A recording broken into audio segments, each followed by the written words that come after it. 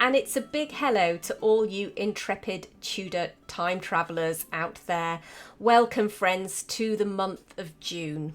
Well, a little like May, June is also one of my favourite months in England for similar reasons. The gardens really are at their best. It's when all the roses come out. And so if you're out and about visiting Tudor locations that have particularly glorious gardens, it can really be a wonderful time of year. So it's apt, therefore, that in today's travel show, we are going to be looking at a very, very special garden, which I introduced to you just a couple of episodes back, and that's the lost garden that DigVentures were searching for at Sudeley Castle. If you remember, they were looking for a lost Elizabethan garden, and the question is, having done 2 weeks of excavation, did they find it? Well, in this programme, I go along and meet again, this time in person, with Maya from DigVentures, who tells us all about the extraordinary things that they've found there.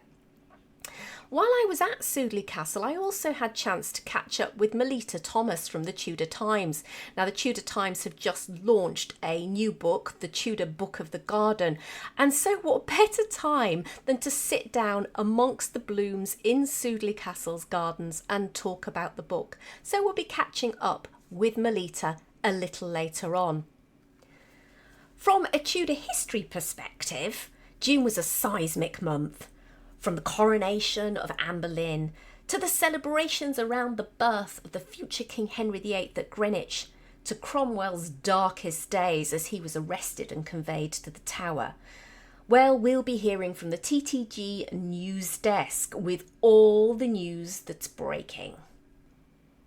But first of all, we're going to head over to the first ever Tudor Travel Show outdoor on-site recording. It was really exciting for me to get away from behind the desk and to go on-site and meet with a group of historical enthusiasts who are trying to search for and find out all about Collyweston in Northamptonshire. Now, Collyweston was perhaps most famously one of the favoured residents of the indomitable Margaret Beaufort, mother of King Henry VII. Now, the Palace of Collyweston has been long lost, but now there is a new quest to try and find its location and the extent of the palace. Last month, I had the pleasure of going along to Collyweston to see the beginning of this archaeological project, which will last over the summer months. And I caught up with the president of the Collyweston Historical Society, Chris Close, in a resident's back garden where the first of the trenches were being opened up. And just before we head over and listen to that interview, a point of clarity: you will hear Chris talking about the Tudor procession that came to Collyweston. And in this regard, he's referring to the marriage procession of Margaret Tudor as she moved from London to Scotland to become the Scottish Queen. The royal party stayed at Collyweston for a period of time before Margaret moved on, having said goodbye to her family. So without further ado, let's head over and hear what Chris has to say about this remarkable project. Hello, Chris. Here we are in Collyweston. Now, for those people, because I've got listeners from all over the world, so for those people who don't know where Collyweston is, can you first of all just place us geographically in England? Yes, so we're located on the A43 in Northamptonshire, so we're about 5 miles from Stamford. And yes, so we overlook the beautiful Welland Valley. And it is indeed beautiful here, Yes. isn't it? There's a great view in front of me. There's a few trees there obscuring the view, but I can see we're sort of on the side of a valley, looking down into a valley that rises on the far side there. Yes, the River Welland at the bottom is the dividing line between Northamptonshire and Rutland. Okay. So everything on the far side of the valley is all Rutland. So, and I'm here today in somebody's back garden, Yes. and there are a number of trenches and tents and people hard at work digging. Yes. So perhaps you can tell us what on earth's going on here. Well, we started this project back in September, where we, for our society, which is Collyweston Historical Society, we asked the members each year what it is they would like to learn about for the forthcoming 12 months. And the overriding decision really was to find out more about the palace. So the palace that we've got here in Collyweston, I was brought up in the village, and it's always been a bit of a myth. We've known there's been something here, but we've never known how big, who stayed here. So we've gone. But we do know, don't we, that Collyweston was a major Tudor residence of a certain Lady Margaret Beaufort. Lady Margaret Beaufort, indeed. Yes, we've had Lady Margaret Beaufort here. We've had Henry the Seventh, Henry the Eighth, and Elizabeth the First all stay here at the palace, along with the famous royal procession that left Collyweston. They stayed here for 3 weeks before heading north for the marriage of to James IV. That's right, because Margaret, I think the royal party came from London, didn't they? They Up did. to Collyweston. Yes. And everybody was there, I think. They were all here to really say goodbye to Margaret. Absolutely. On her way. And it's here in Collyweston, they actually literally waved her off, That's didn't right, they? absolutely. So she was on her way to becoming queen at that point. Yes, so at that point, I think it was around 1502, 1503, there was a large amount of building work that happened here at the palace site. Okay. Obviously to get ready for the royal procession that was obviously scheduled to come through here. So we have various records of the palace itself, you know, roughly how big it was in terms of, you know, what was here on the site. We just don't know exactly where it was physically within Collyweston. So Collyweston itself is a small village, isn't it? Yes. And very quaint, pretty little village here. But we don't know, despite the fact this was a major, important Tudor site. We know it's somewhere around here, but you don't know where, and that's what you're looking for. Absolutely. So what we've to try and narrow the search down. In essence, what we've looked at first of all is we've got some key things to go on. We've got 3 areas of the village that have been scheduled. So we're working. We've actually completed geophysics on 2 of the areas, and we also have other points of reference that we've tried to help to facilitate and narrow down the search. We've used drone footage. So we've had you know, the locals have been absolutely fantastic. You know, they've offered us free services for drone surveys and the like, and so we've managed to survey the entire area, have a really good look at it. We've looked at old Google records to see where there's dry lines emerging and so on and so forth. And then we've started the process of fundraising. So that's enabled us to get a number of geophysics reports completed on the sites, and following that, we now have some targets to be going at. So today, in answer to your question, why we're here today is because we've got some targets on this lawn. Initially, we got very excited and thought, oh, you know, maybe we're onto something, but it's actually turned out to be natural geology, that part. Ah, I see. So, oh, well, there you go. I know, but that's why we have to leave it to the experts. You have to keep going, that's right. So moving on, how is this project going to evolve this summer and beyond? What are your plans? So over the course of the next 1 to 2 months, we've got 2 major sites, in essence, that we need to complete archaeology on. The first area is a scheduled area, so we need to get a scheduled monument consent just to complete the dig on that, and that will happen in the next 2 to 3 months. And then we have an area in the upper paddocks that we're hoping to dig as well, and that should happen fairly soon, where we're hoping to get into the detail of what the Tudor garden, in essence, looked at. Right. Okay. And what would be just a great result for you then at the end of this dig? Well, Chris? we set ourselves the brief for finding the location and probably a little bit more optimistically, the extent of the palace. If we could tick the first box, great. If we can do as much of the second box, better still. Okay. And I understand that there's going to be a day of celebration, let's call it that, or 2 days of celebration at the end of the dig. So do you want to tell us a little bit more about that and maybe how people can come along and see what you've been doing here? Indeed, yes. So what we're going to do is on the 31st of August and the 1st of September, we're going to be pulling all of this information together.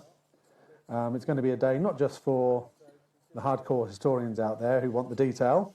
We're also going to make this a family event as well. So apart from having the results of what we have concluded over the next 3 months, with all the hard work that's been put together, we're going to pull it together, say, look, this is what we think we found or not found, and to make the event appealing to families, etc. We're going to be having things like Tudor musicians coming to attend the event. We've got famous historians. We're going to have breakdowns of things like geophysics, etc., so that people can get a little bit of interest in what's going on. It's going to be very atmospheric and Tudor very entertainment, hands-on. yes. We've got, we've got not only the village hall booked, we've got the church booked as well with a larger capacity, where of course we do have a part of the church is the Lady Margaret Chapel, which is so we're going to be having a display in the chapel.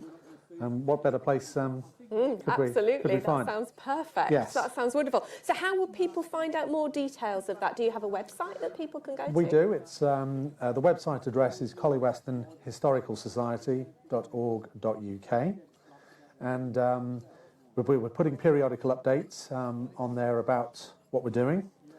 But the main event itself will be publicised over the course of the next month, as soon as we've got the 2 days of agenda, the Saturday and the Sunday, and hopefully folks will be able to come and not only find out about the palace, but also have some fun at the same time. Indeed. Well, thank you so much for chatting to us and giving us this sneak preview into what you're doing here. And just all I can say is the very best of luck. The Tudor community will be awaiting what you find. Fantastic. Thank you. Thank you. Oh wow, there's just so much going on, isn't there? And so many things that we're still finding out, so many things to be discovered. I'm sure many of you will know, if you've read my blog, how fascinated I am with lost Tudor buildings. So I can't wait to the end of August to find out exactly what they found there. And so that's just to reiterate for you, if you're interested in going along and seeing all the finds and seeing what the latest updates are at Collyweston, do visit the website, which again is www.collywestonhistoricalsociety.org.uk. And just to reiterate, that weekend is taking place over a Saturday and Sunday. That's the 31st of August and the 1st of September. So I hope that some of you are going to be able to make it. Before we move on to our next feature, let's take a little musical break and listen to a 4-part chanson by one of the most important Flemish composers of the Renaissance. That was a certain Josquin de Pré, and he lived between 1450 and 1521. So this music is from the early Tudor period and perhaps appropriate when we've been thinking about and talking about a palace which was the favoured residence of the Lady Margaret Beaufort.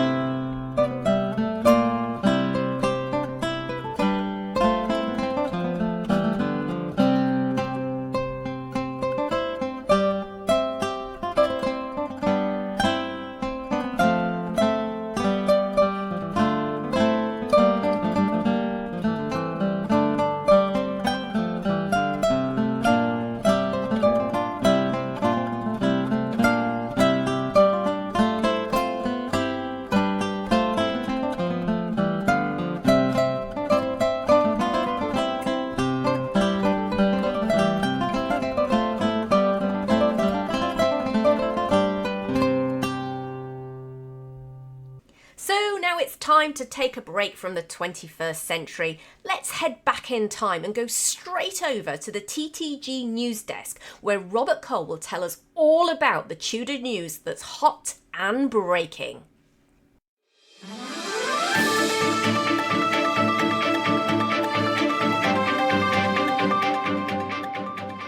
Welcome to the June O'Clock News with your newsreader, Robert Cole. The headlines for the month of June in the 16th century. Anne Boleyn is crowned Queen of England. Thomas Cromwell is arrested and taken to the Tower. Catherine of Aragon makes impassioned plea at the Legatine Court in Blackfriars. And Elizabeth of York gives birth to her second son at Greenwich. Good day. There are scenes of great celebration and rejoicing in the heart of Westminster today, as a new Queen of England was crowned. Anne Boleyn, the 32-year-old daughter of the Earl and Countess of Wiltshire, was crowned with the ancient crown of St Edward the Confessor in a traditional service whose origins reach back over 500 years. The new Queen has sparked great controversy throughout England in recent years, since it became clear that the King was determined to put aside his first wife in favour of the niece of the Duke of Norfolk. Nevertheless, having married Lady Anne in a secret ceremony earlier this year, and with the King's divorce ratified by a court at Dunstable just a few days ago, Anne Boleyn, who is thought to be about 6 months pregnant, has now officially been anointed as Queen of England. Let's go over to our roving reporter Catherine Simmons, who joins us right now from outside of Westminster Abbey. Catherine, what can you tell us about the scenes down there at the Abbey, and how has this event been received by the common people of London? Thank you, Robert.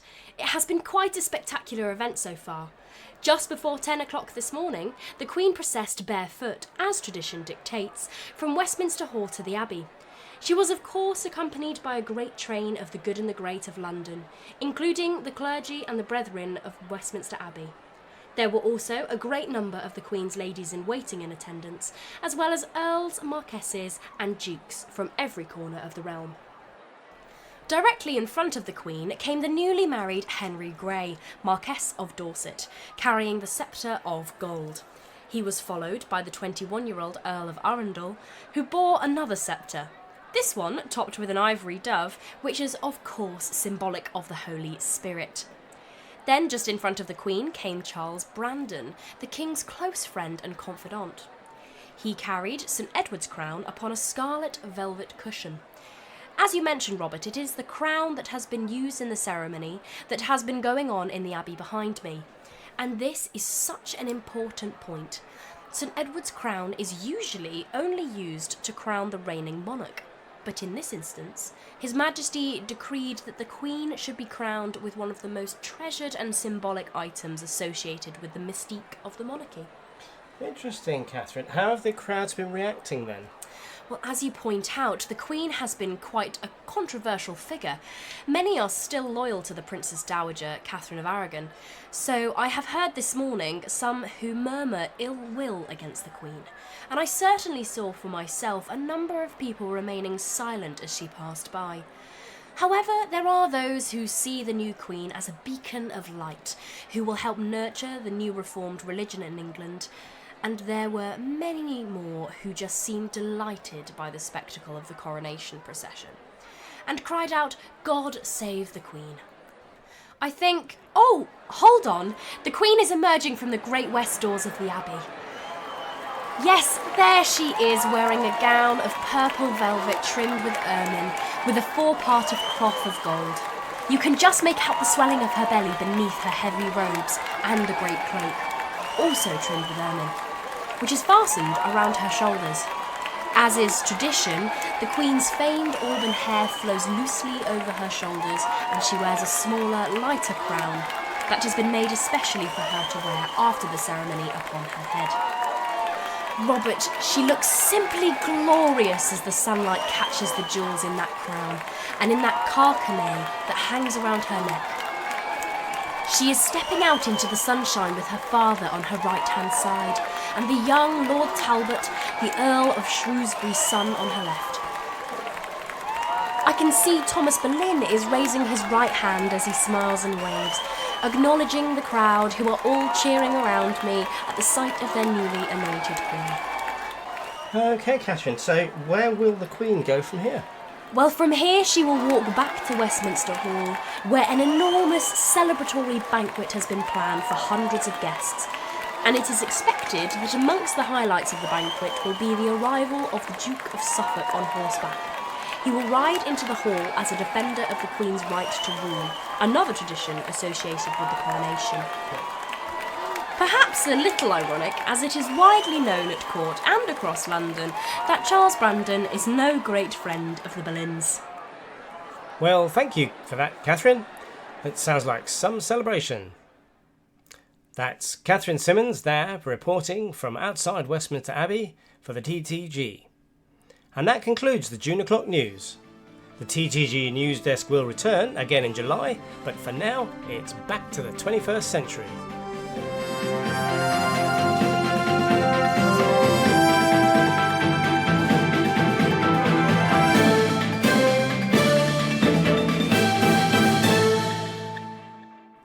Goodness me, wouldn't you have just loved to have been a witness in the crowd that day? Can you imagine?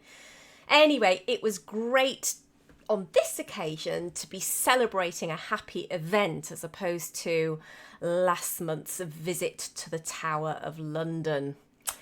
Well, that brings us on to the second half of the podcast this month, and a couple of weeks back I headed off to Sudeley Castle in Gloucestershire on a rather cold and rainy June day to catch up with what DigVentures had been doing there over the previous 2 weeks. They had been looking for a lost Tudor Elizabethan garden. So let's go over right now and catch up with Maya to see what's been found. So here I am. This time I'm at Sudeley Castle and I'm back talking to Maya from DigVentures. Hello. Now, Maya, you and I were talking just a couple of months ago on the phone at the time because you were preparing to come here to Sudeley Castle with DigVentures to pick up on some test digs that you'd done last year. And so now we're here at the end of a 2-week period, is that right? That's right. I can't believe how quickly time has gone since then. We're now finally actually at the end of our 2-week excavation where we've been looking for the remains of a lost Tudor garden.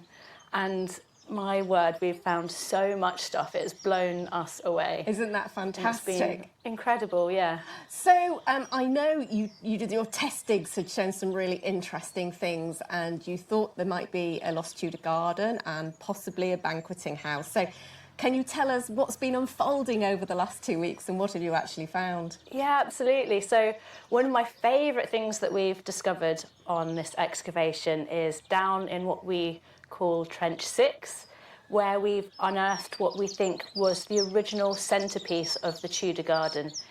And when I say centrepiece, it's not just any centrepiece, it's absolutely enormous. It's a huge central platform surrounded by a deep circular ditch, which again is surrounded by an even bigger circular mound. Wow. So it's a series of concentric circles with an island in the middle. And we think the ditch, from what we can see, was clay-lined, which we think means it was designed to hold water. Right. In effect, it means it's an enormous water feature. Oh, wow. And I think you were talking a little bit about Kenilworth, weren't you, and about the potential parallels between Kenilworth. Yeah, so what's really fantastic is we don't actually know exactly what this water feature was. We know there was an island in the middle of it, but whether it held a fountain or a statue or could even potentially have been a performance space, which is parallel to what they've got at Kenilworth. We know from historical records that this garden is where a party for Elizabeth I was hosted in 1592 when she came to visit and celebrate. Yes, we probably should talk about the context. Moving right along, we're so excited to get into the archaeology. But yeah, there was a huge party here, wasn't there? Yeah, we think this garden was basically constructed by the third Lord Chandos, who was here at the time, on behalf of Elizabeth I, for a party as she was going on her summer progress. She arrived on the eve of the 4th anniversary of her victory over the Spanish Armada, so it was, you know, an important date to be celebrating. They constructed this huge garden and banqueting house for her. And we know from some of the historical records that there was feasting and drinking and fireworks and bear baiting, all the usual things you'd have at a Tudor party. But on top of that, there was a troupe of players who came to perform. So it's quite possible that they actually did their performance in the centre of that ornamental feature. And you said it was big. I mean, how big are we talking? Can you give us any kind of comparisons? Yeah, I mean, I'd say it's probably about 10 metres across, something like that. Yeah. Today is when we're going to be doing all the measuring and recording, so I could give you a more accurate answer later in the day. But for now, just picture something around the size of 10 metres across. Unfortunately, it has been cut in half by a Victorian balustrade and what they've been calling a ha-ha. But we can see that it would probably have actually continued as a full circle. We've only got half of it left, but yeah. So, what else? What other features are there in this garden? Can you try and give us a picture of what the garden as a whole would look like now that you've been digging for a couple of weeks? Well, so the main bit that we've got is the very centre, and we can see from LiDAR surveys, which are surveys that you do with lasers to pick up features in the ground, lumps and bumps, and also from geophysical surveys that we've done, and also from earthwork surveys, we can see that there were at least 4 quarters to the garden. Each one would have then been subdivided into more quarters, and there would have been, it would have been a very geometric pattern and kind of layout. Very typical. Very typical, absolutely classic Tudor garden.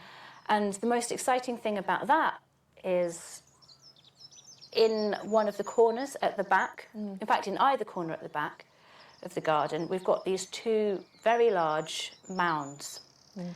Raised platforms that have been levelled off, and according to a very traditional Tudor layout, that's exactly where you would put a banqueting house.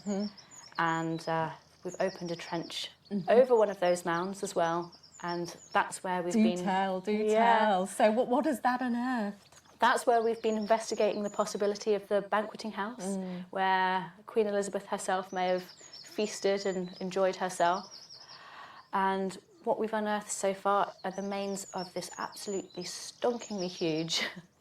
Everything I'm discovering in this garden is huge, but a really impressive wall, basically, made out of quite chunky pieces of stone, some quite delicately carved. We've got some fake columns, we've got what look like protruding windows, we've got bits that look like they were meant to be rosettes, so we think it was quite elaborately carved. One of the questions we have at the moment is whether the stone that was used for the construction of this wall was freshly carved specifically for the purpose, or whether it came from an older building. Right. We've found some parallels between the carvings with some of the stones from Winchcombe Abbey.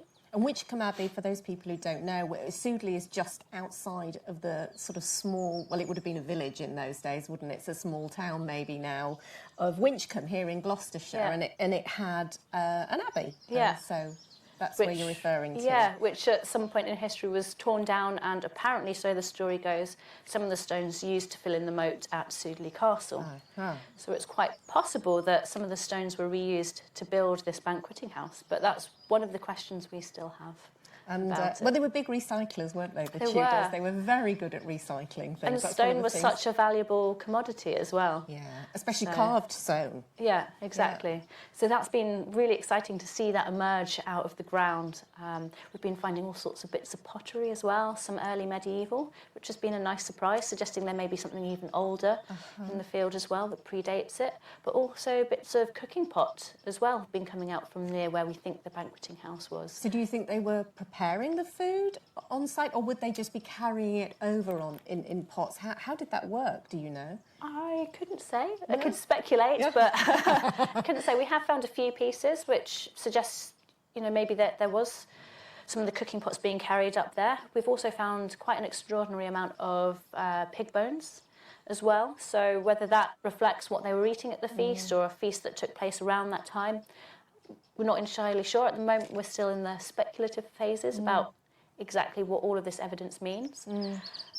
But as we start to send some of this material off to specialists and get things analysed and start piecing everything together, we'll get a better understanding of exactly what was going on in this So that's garden. what happens next, doesn't it? That will be what's happening, over the winter, or, Yeah. from now on and over the winter time? Yeah, exactly. So an excavation is kind of like the data collection part of a project, and what comes next is the data analysis and the write-up, and where we draw our conclusions and decide whether there are still more questions to be answered. And if there are more questions to answer, what will happen then? We'll definitely come back next year for more. I mean, what we've found so far is impressive, and you can see it and it's there, but we still have loads of questions to answer. Was this banqueting house made out of the ruins of another building? Was there an earlier building below it? There have been rumours of a medieval manor house and even an Anglo-Saxon palace on the site as well. Oh. This water feature, we still need to get to the bottom of it. We need to find out really whether it was lined with clay and exactly how it was constructed, and even what took place in the centre of this huge water feature we think we've got. So there's still loads of questions to address. And as you asked about earlier, the exact layout of the garden, that's something we could also start to look at. Where did the paths go? What were the flower beds made of? What kind of things perhaps even were planted in it we could potentially address if we came back for another excavation next year. And what do you think? I know it's early to say because you haven't done all of this analysis, but from what you've seen in the last 2 weeks, what are we going to learn maybe about Tudor gardens? Anything new that perhaps we don't really know or haven't seen before? Yeah, for sure. So this is, we think, one of the very few Tudor gardens that actually survives with some of the paths in place. So we'll be able to learn how they were constructed, what they were made of. We could potentially learn about how the flower beds were constructed, which is one of the biggest questions the head gardener here at Sudeley Castle has. With banqueting houses as well, although there are some studies of them historically, we've got a few descriptions and we've got a few illustrations of what some of them look like. We don't actually know whether this one was a very temporary building or whether it was something more permanent. And we don't really have that many archaeological excavations that have taken place on the site of one of these temporary banqueting houses. So this is the first time we're really getting an opportunity to know what these buildings looked like in the ground and understand what their archaeological footprint is. So it's really quite a unique opportunity to build up a picture from an archaeological perspective. Very significant indeed. Yeah. That sounds amazing. Well, thank you so much for updating us all about what you found. And just thinking ahead then, you said perhaps you'll be here next year. And what plans are afoot and people can start maybe making plans in their own diary? Yeah, we're already starting to make plans about coming back for a 2-week excavation. And on top of that, we're starting to plot our next Dig Nation Festival, which is a 2-day festival of archaeology that takes place on site at an archaeological location. We'll have speakers and music and food and access to the trenches to see the archaeology being uncovered in action. So that's all still firmly in the planning stages, but if you're into a bit of Tudor history and archaeology, this might just be the party for you, taking place on the site of a party attended by Elizabeth I herself. That sounds amazing. What could be better than that? And do we have any idea when in the year that might be? Not sure yet. We'll have to wait and see. Okay, but so we just need to keep our eyes peeled, and maybe, folks, I will keep my eyes peeled and post about it, and I'm sure you'll hear about it. Yeah, absolutely. We'll make sure. Blogosphere. Yeah, we'll make sure it's all over social media and all over Tudor Travel Guide as well. Oh, thank you so much, Maya, for taking the time to talk to me today and to update everybody. No problem. I better get back to the trenches. You better have, because there's a whole banqueting house to continue finding. That was Maya from DigVentures, getting us right up to date with what's been unfolding at Sudeley over the summer. So look, there's a couple of fantastic dates there for the diary, and if you are planning ahead for next year to come to the UK, do bear in mind both these repeat of the 2-week archaeological excavation and also the 2-day Dig Nation Festival. And as you heard Maya say, we don't have dates for that at the moment, but you can keep your eyes peeled on www.digventures.com. And of course, as I mentioned in that interview, I'll certainly be keeping in touch with what's going on and make sure that that information gets to you via future podcasts, and across social media. So let's take a little musical break now, and in keeping with what we have just been talking about, this is Queen Elizabeth's Galliard by John Dowland.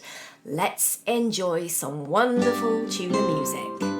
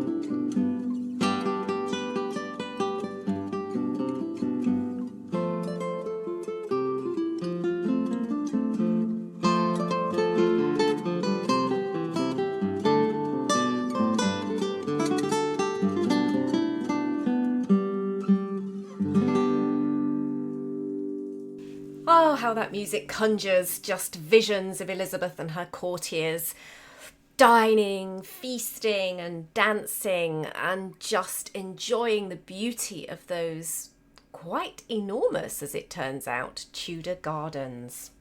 So anyway, while I was at Sudeley, I had chance to meet up with Melita Thomas, one of the two co-founders of the Tudor Times. Now, the Tudor Times have recently published their latest book, The Tudor Book of the Garden. And as Melita was also at Sudeley that day, it seemed a perfect opportunity for the two of us to catch up. And I started off by asking her, why this book?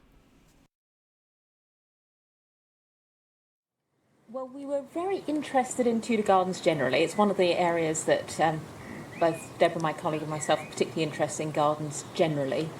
We had a lot of success with the Tudor Book Days. We were very interested, and we thought, well, we could do something similar on a gardening theme. Because one of the things that I find as a gardener myself is it's really hard to come across a good garden journal that enables you to record information about your garden, what plants you've got, and an absolute favourite thing for most gardeners is where you got a plant from and who gave it to you and who you shared plants with and when they first came out in this season and what birds and flowers and things you've seen. So we wanted to put all that together, but in the context of Tudor gardens because the Tudors loved their gardens. How did you go about kind of putting this together? Are you a keen gardener yourself? I am a keen gardener myself, okay, yes. Right, so that was really helpful for thinking about what should be in a garden journal. And then it was looking at the Tudor aspects of it, which was identifying Tudor plants, and particularly interested in what's named in Shakespeare because he was clearly a great gardener as well. There are so many plants and flowers that are just in all of his plays, and it is...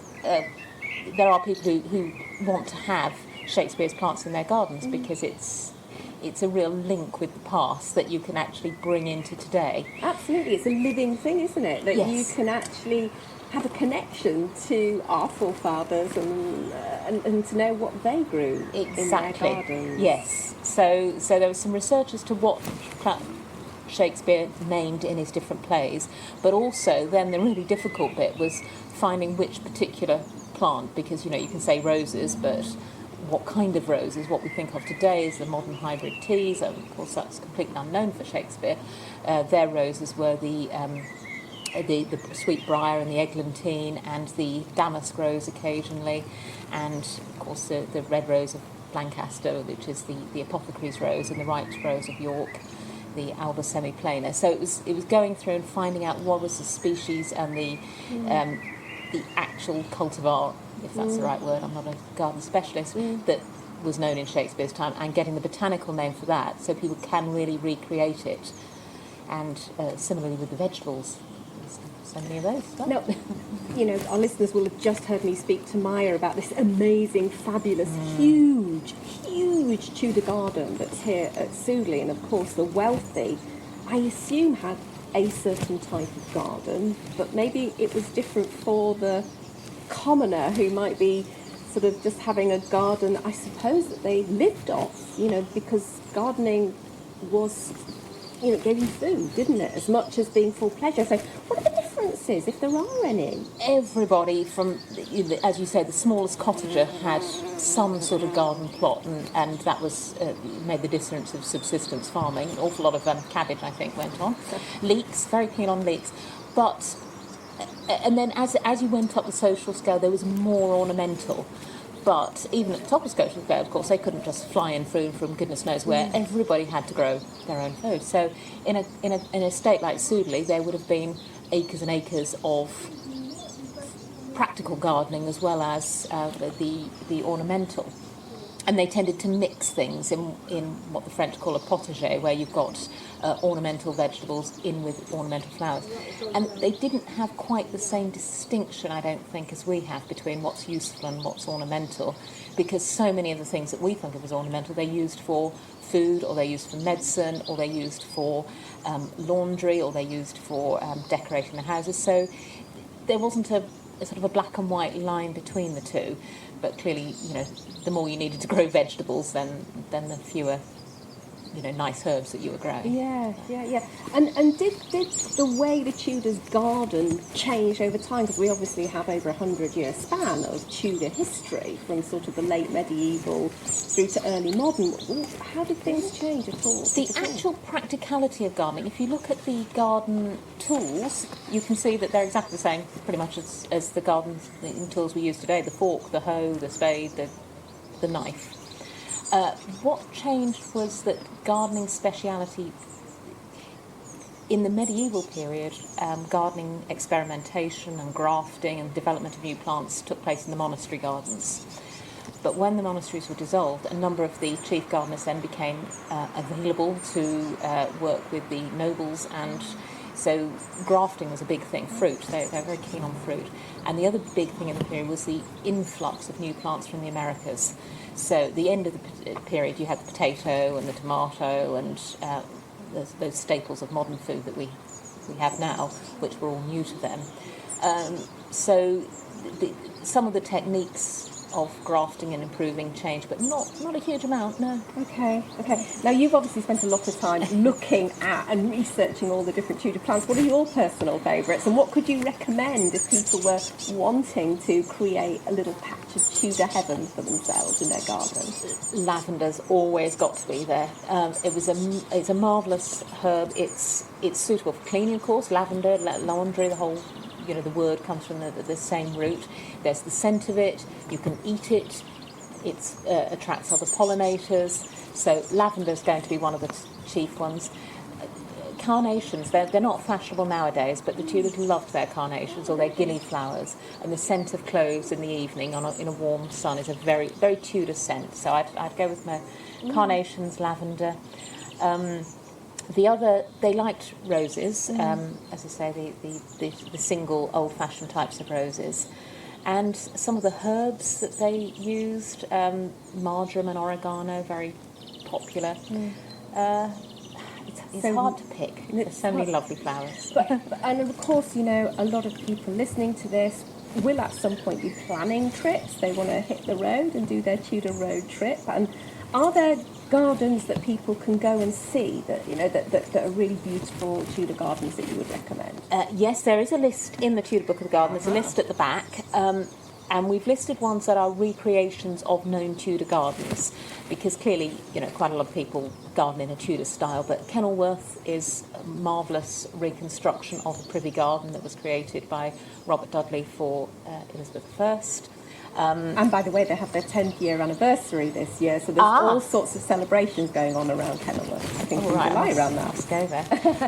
Shakespeare's Birthplace Trust have another beautiful Elizabethan Shakespearean garden. Sudeley, where we are at the moment, there's a Victorian interpretation, but it's on the same site as the original Tudor garden. So those are some top ones. They're some beautiful gardens to go and see and enjoy.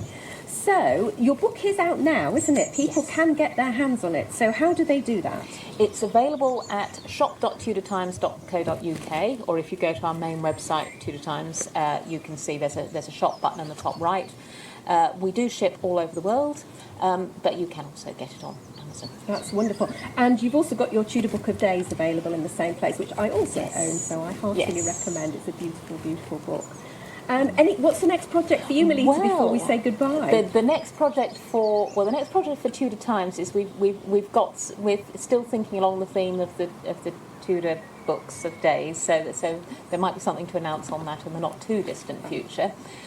Me personally, I'm going back to university to do a master's in historical research. Oh wow! And my new book is coming out in September. And my colleague is also starting on a master's course. Okay. And what's your new book called? It's The House of Grey, and it's published by Amberley Publishing, and it will be available. It's available now for pre-order, and it comes out on September the 15th. Well, congratulations on that. Thank you very much. I heartily recommend people to head on over and to the Tudor Times shop, where there's all sorts of goodies, actually. Yeah. So hopefully they can pick up their copy of your Tudor Book of the Garden there. So thanks very much for talking to us today, Melita. Thank you for having me, Sarah. So that's thanks to Melita Thomas from the Tudor Times for taking us on that promenade through some really interesting tidbits of information about the Tudors and their gardening. And the Tudor Book of the Garden is, as Melita says, a wonderful companion if you love your gardening and perhaps you're interested in trying to create a little patch of Tudor heaven in your own backyard. Then it would be a wonderful gift to yourself, or perhaps someone you know who does love just that. So that does bring us to the end of June's podcast. I hope you've enjoyed our many and varied interviews today. There are certainly some events on the horizon that you can start looking forward to and potentially planning into your diary. Do remember, of course, if you're thinking of coming along to Sudeley, either during this summer holidays or you're planning ahead for next year, don't forget that the Tudor Travel Guide has its very own Tudor Day Out at Sudeley Castle mini guide. This is a full colour digital mini guide specifically looking at and describing Tudor Sudeley. And you can pick up that, or indeed any of our range of digital mini guide brochures, whether they be for single day outs or you're planning your Tudor weekend away, at the Tudor Travel Guide shop. And all you need to do is pop over to the blog at www.thetudortravelguide.com and see the shop and tour section in the menu bar, and that will take you through where you can browse and make your selection. Looking ahead now to the Tudor Travel Show for next month, we'll be continuing the theme around Elizabeth I and taking a trip to Kenilworth Castle to explore the historic visit there that Elizabeth made in the summer of 1575. And I'll also be talking to Professor Susan Doran about an artefact of Elizabeth that has intrigued me for a long time, and that is the Chequers ring. So do come back, stay tuned, and I look forward to talking to you again in July. Until then, happy time travelling!